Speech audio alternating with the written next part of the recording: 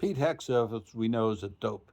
He always drank too much, committed adultery all the time, has no business leading the Department of Defense, has caused dissension and has caused complete lack of morale because the guy, quite frankly, is a boob. He knows it. Trump knows it.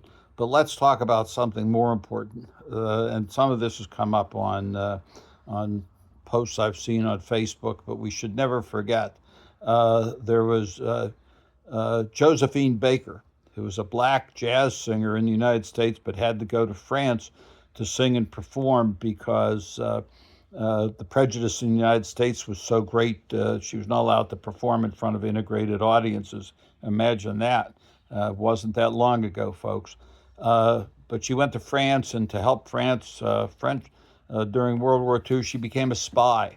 Uh, the She was important. She was brave. She had tenacity. She had character. Then there was Eugene Bullard, who was a black man who came from nothing and went to France and became a pilot for the French and fought for the French during World War I as a pilot.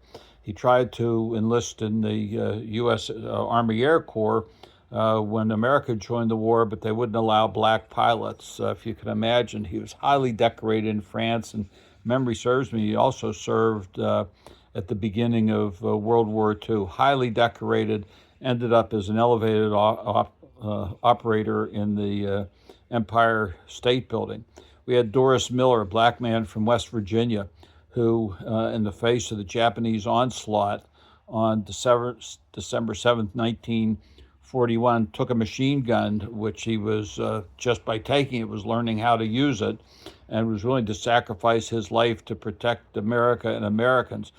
I had a friend of mine, euphemistically a friend, a fellow I knew and knew, we exchanged pleasantries, a fellow named Wendell Freeland in Pittsburgh, a black man, a lawyer. He was part of the Tuskegee Airmen. These people and tons more, the names I don't know, and what they've done, I don't know, but I do know this. Pete Hegseth isn't fit to shine any of their shoes. He's not fit to walk in their shadows. He's not fit to talk about them. And we know that Trump isn't fit to do any of it because the only thing he knows is how to put others at risk and keep him and his family away from any physical risk and physical harm.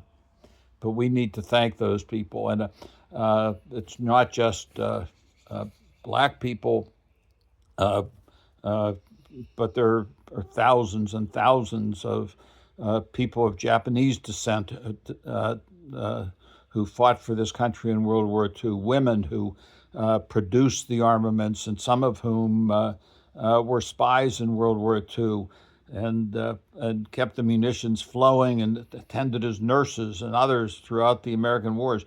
Hegseth isn't fit to look at these people, much less keep them from the honorable place they have in American history.